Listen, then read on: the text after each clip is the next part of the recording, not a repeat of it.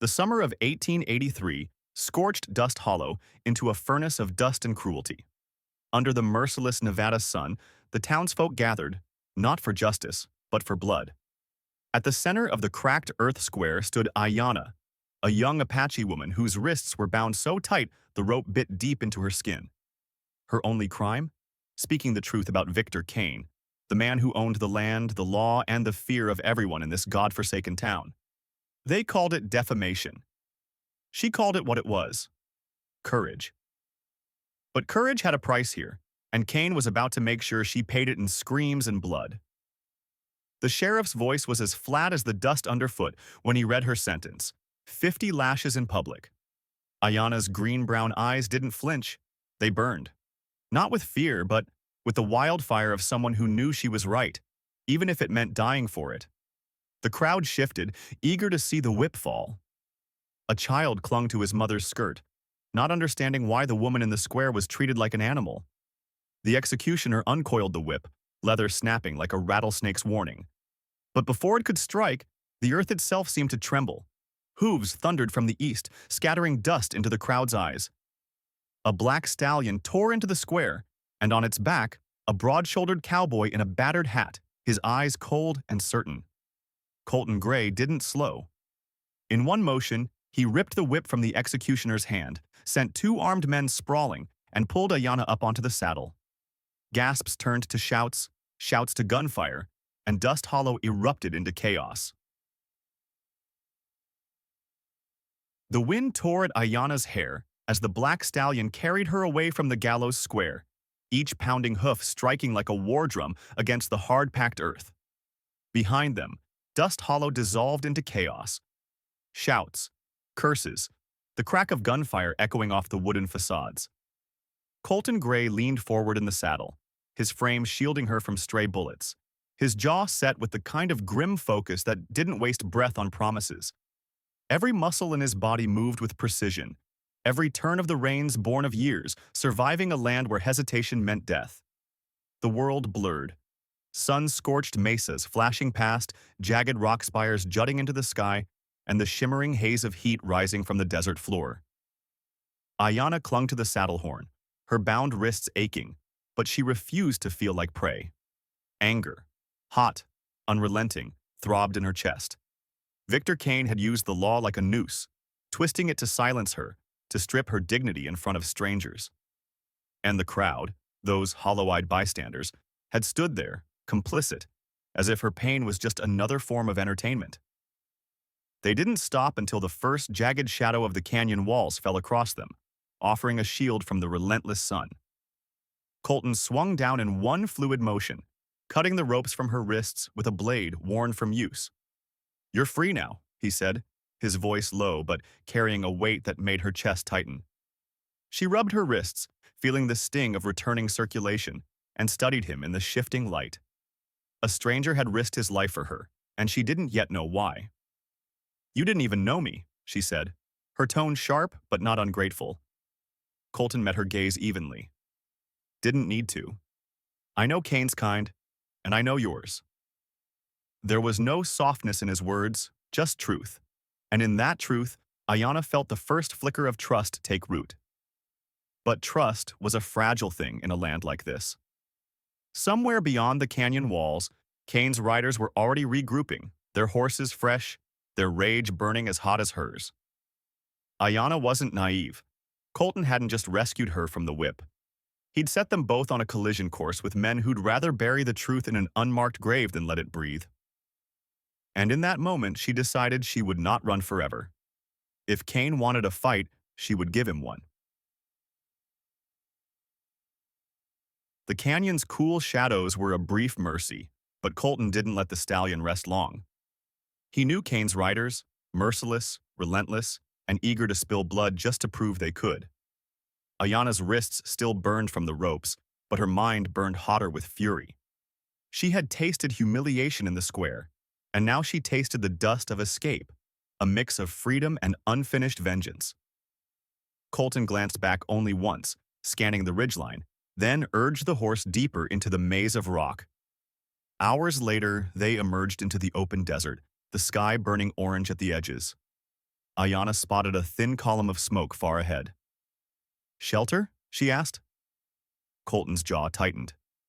"Maybe. Or maybe trouble." They approached cautiously, finding an abandoned stagecoach station, wood-bleached, windows shattered.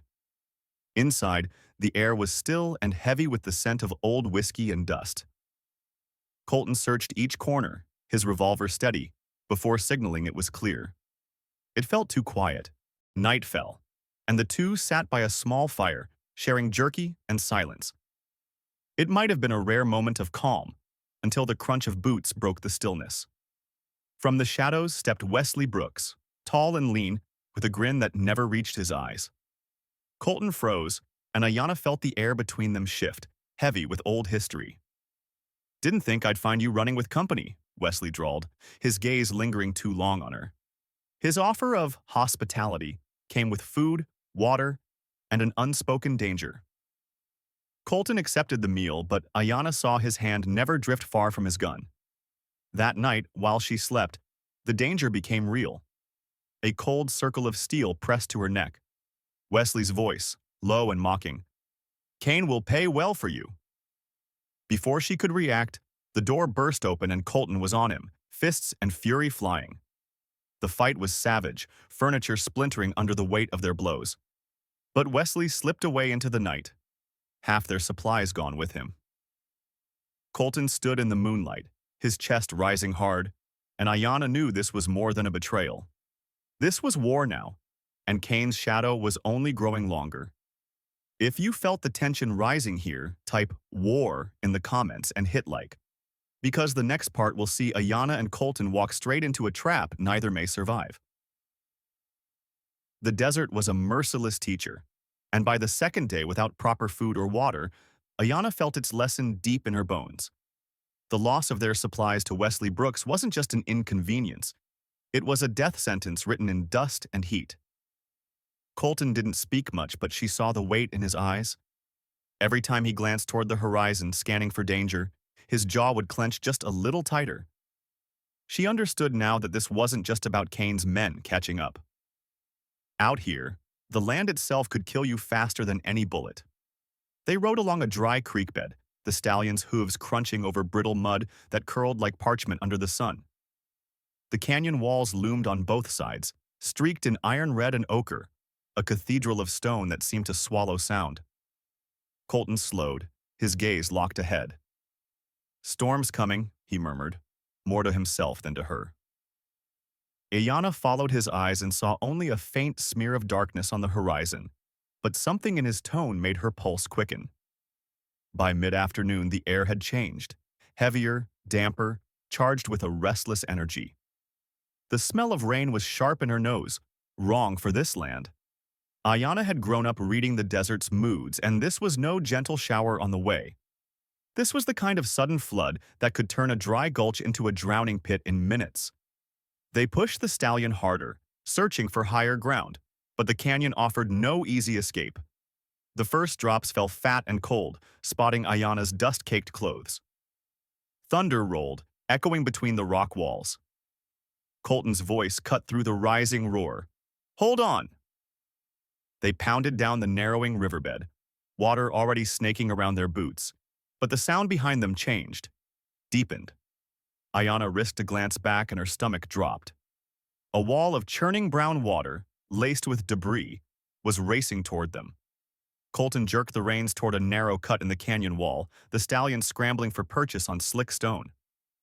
For a moment, it seemed they might make it. Then the horse's hind legs slipped. All three went down hard into the freezing surge. The current hit like a fist, spinning Ayana away. She surfaced choking, eyes stinging, just long enough to see Colton fighting to reach her before another wave swallowed him from view. She clawed for anything solid, her fingers finding the rough bark of a fallen log. The torrent dragged her downstream, but the log held her above the water enough to breathe. When it snagged against a cluster of rocks, she threw herself onto them, gasping, her body shaking from cold and adrenaline. "Colton!" she screamed, her voice ripped apart by wind and rain. Only the flood answered. Hours passed before the rain eased, leaving her soaked, shivering, and alone. There was no fire, no food, no horse. only the endless maze of rock and the sound of water still rushing somewhere far away. That night, she huddled beneath a shallow overhang, her dress clinging to her skin, every breath a fight against the cold.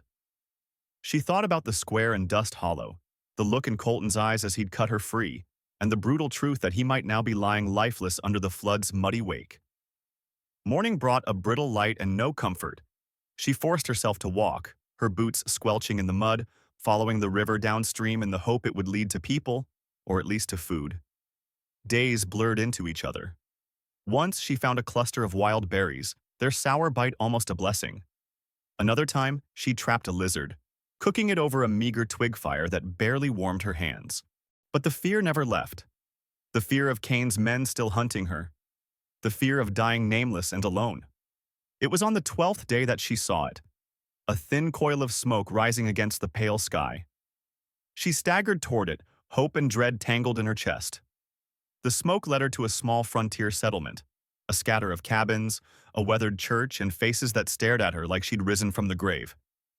An older woman approached, her voice blunt but not unkind. "You look half dead. What happened?" "I was separated from my companion in the flood," Ayanna rasped. "A tall cowboy, dark hair, rides a black stallion." The woman's brow furrowed, then nodded. "Saw him 2 days ago. Bound in ropes, riding with a pack of bounty hunters. They said he was headed back to Dust Hollow." Ayanna's legs nearly buckled. "When?" "They plan to hang him," the woman said simply. The words struck like a gunshot to the chest, burning away her exhaustion. She didn't thank the woman. There was no time for that.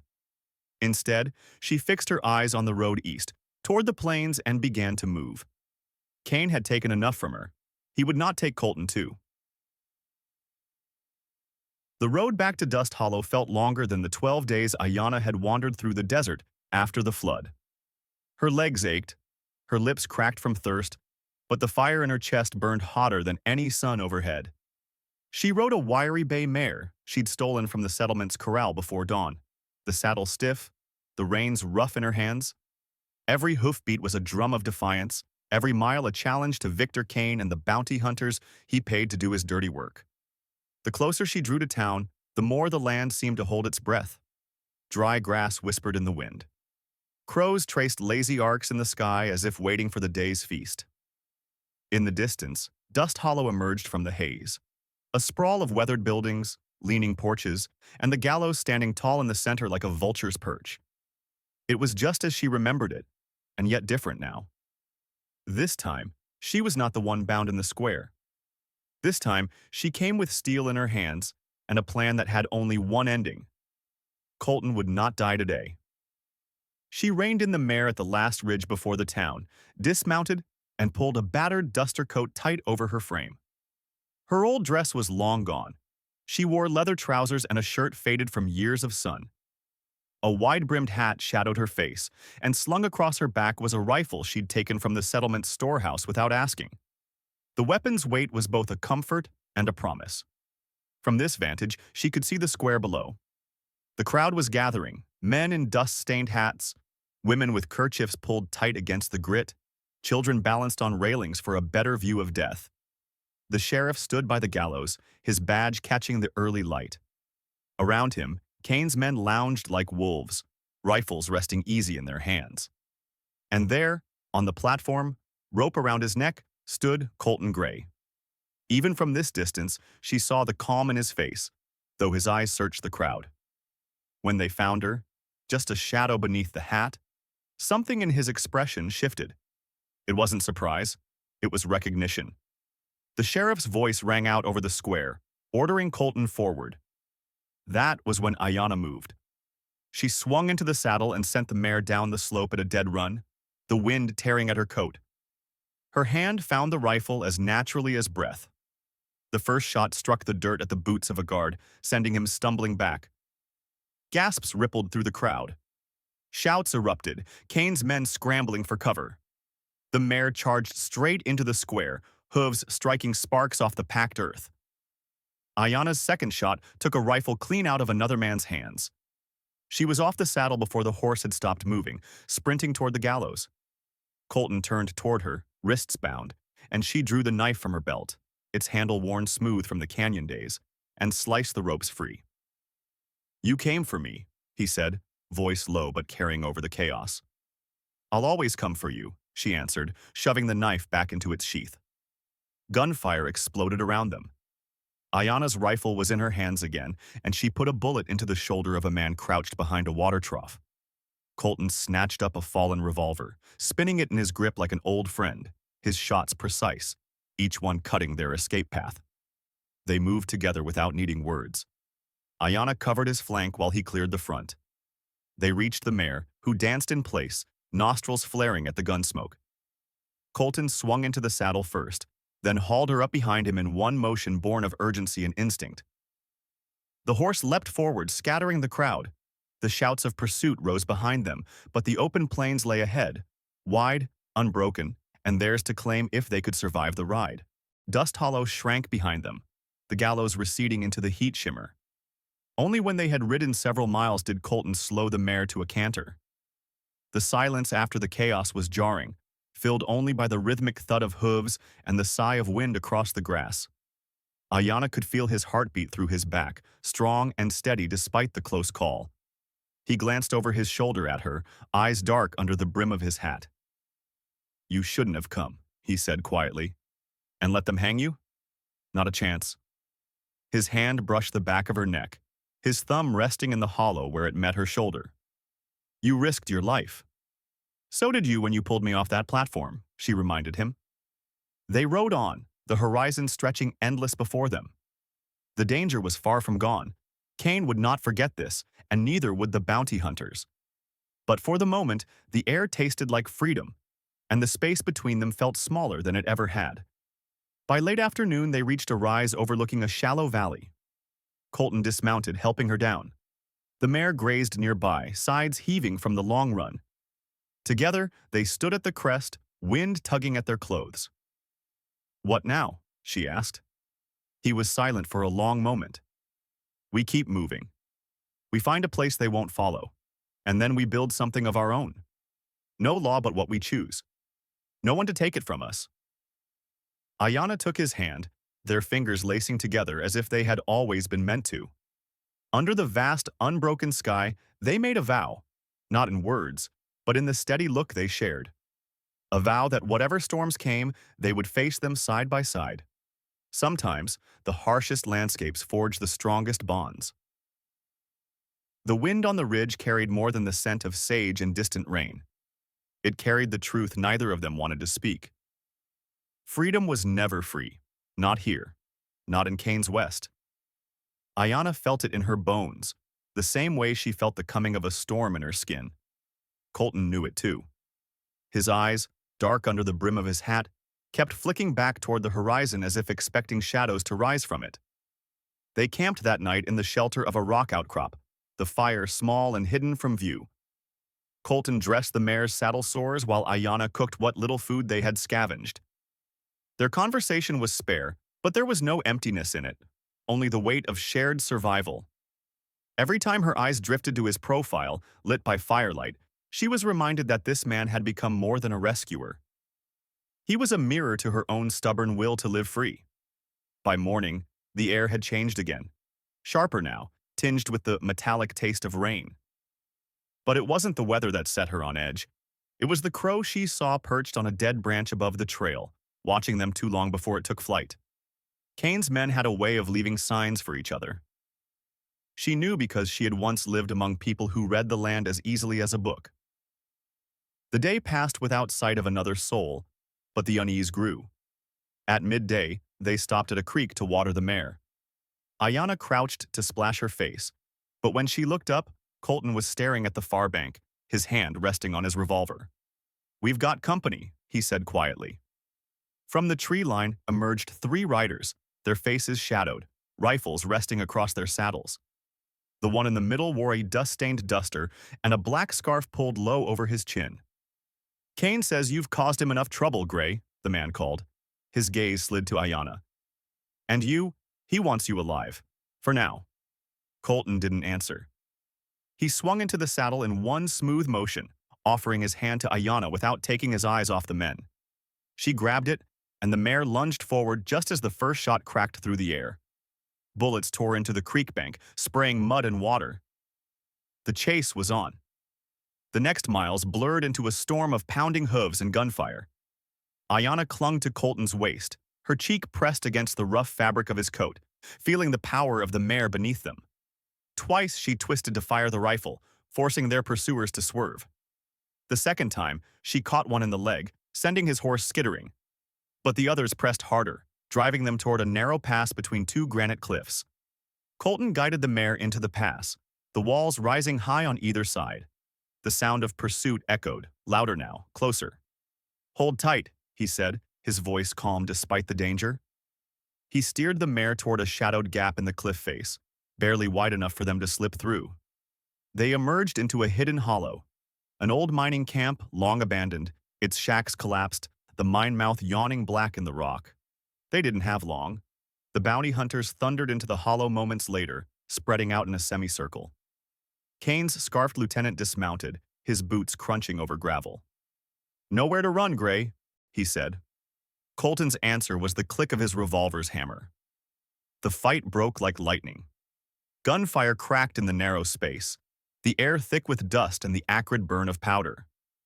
Ayanna moved instinctively, using the wreckage of an old ore cart for cover. Her rifle roared, dropping one of the riders from his saddle.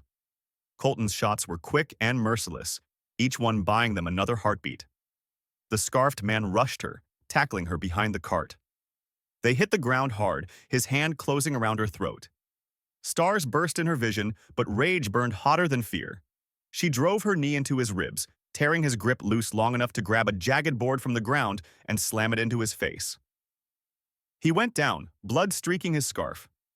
When the last shot faded, the hollow was silent except for the ragged breathing of the mare and the low moan of the man she'd struck. Colton limped toward her, a fresh graze along his arm, eyes scanning her for injuries before he glanced at the wounded lieutenant. "Send a message to Kane," he told the man coldly. "Tell him the next time he comes I won't let him ride away." They left the hollow without looking back. The rain finally broke as they reached the open plains, soft at first, then steady, washing the blood and dust from their skin. Ayanna tilted her face to it, letting the cool drops cut through the heat still coiled inside her. Colton slowed the mare to a walk, his voice quiet but certain. "We can't keep running forever," she met his gaze. "Then we make a stand. Not just for us, for everyone he's hurt." The storm rolled east behind them, leaving the land clean but raw. Ahead, the horizon stretched wide, empty, and full of possibility. Whatever came next, they would face it together. Not because they had to, but because neither of them would choose any other way. The story of Ayanna and Colton is more than just a tale of gunfights and escapes. It's a lesson about courage, loyalty, and the price of standing up for what's right. Ayanna refused to be silenced, even when the whole town turned against her, proving that truth spoken aloud can be more dangerous than any weapon. Colton risked his life for someone he barely knew, showing that sometimes doing the right thing doesn't require a reason, just the will to act. Their journey reminds us that freedom is never handed over. It's fought for, often at great cost. They faced betrayal, hunger, and the raw cruelty of the West, but they kept moving forward because giving up would have meant letting their enemies decide their fate. Trust was forged in moments where a single mistake could mean death, teaching that real bonds are built not in comfort but in struggle.